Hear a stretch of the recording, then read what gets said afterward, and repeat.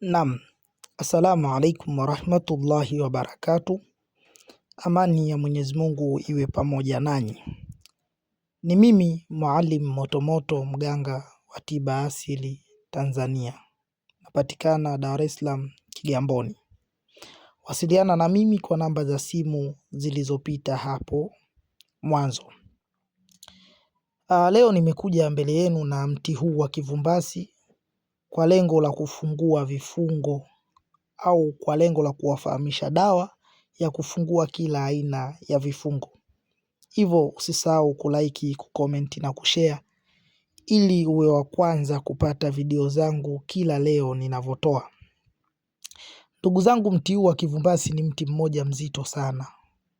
Mmea huu wa kivumbasi ni mmea mmoja mzito sana katika masuala ya kutibu, lakini leo tujifunze katika namna ya kufungua vifungo, kila aina ya vifungo, kila aina ya laana, kila aina ya vizingiti vinavyokuzuia wewe ama vikwazo vinavyokuzuia wewe usifanikiwe katika majambo yako ya aina yoyote yale.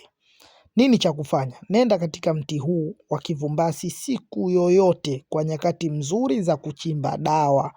Nenda na nafaka yako yoyote ile, ima mchele au mtama, mpunga, choroko na kadhalika. Ukifika hapo tia manuizi.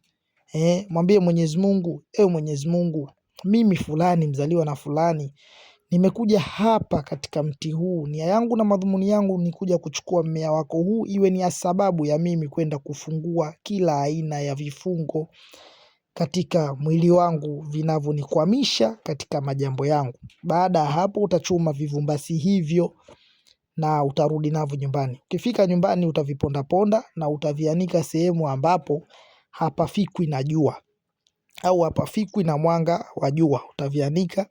Baada ya kukauka utaviponda tena upate unga laini mwepesi ule.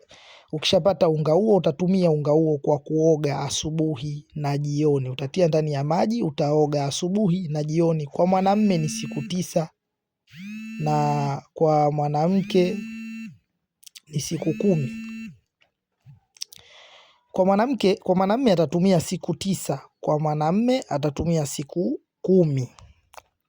Dawa hii nyingine utachemsha, utatumia kwa mwanamume siku 9, kwa mwanamke siku 10. Na nyingine utajifusha asubuhi na jioni kwa muda wa siku 9 kwa mwanamume, kwa mwanamke ni muda wa siku 10. Kisha baada ya hapo ile siku ya 11 utachinja kuku. Utachinja kuku wa jinsia yako. Ikiwa wewe ni mwanamke utatafuta kuku jike utachinja ama utampa mtu akuchinjie, na kama ni mwanamume utatafuta jogoo utachinja ama utampa mtu akuchinjie. Baada hapo yule jogoo utampika supu. Kama utamtia viungo haina shida, lakini unampika mfumo wa supu. Kisha unakaa kitako unamla yule kuku. Kama utamla kwa siku moja, kama utamla kwa mara moja, kama utamla kwa siku 2, kama utamgawa mara 2, lakini unatakiwa huyu kuku umle wote. Baada ya hapo utakusanya ile mifupa yake, usiivunje mifupa ile. Utaikusanya sehemu moja. Baada ya kumaliza kuikusanya sehemu moja utakwenda kuifukia sehemu ambayo ina utulivu. Sasa baada ya kumaliza kufukia kwa idhini yake Mwenyezi Mungu, vifungo vyako vitakuwa vimefunguka. Ikiwa wewe hutumii kuku au huli kuku, utatafuta watoto ambao hawajatimiza miaka 11. Baada ya kumaliza kuchinja huyu kuku wako na kumpika, utawapa wao wale, kisha mifupa yako watakukusanyia sehemu moja. Baada ya hapo utakwenda kuifukia mifupa hiyo sehemu moja. Kwa idhini yake Mwenyezi Mungu atafungua.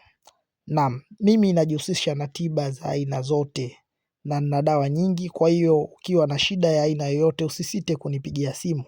Lakini ikiwa hujaelewa, una swali unataka kuniuliza, namba zangu zimeanza kupita pale mwanzo, basi wasiliana nami kwa namba hizo za simu hapo chini au hapo mwanzo zilizopita.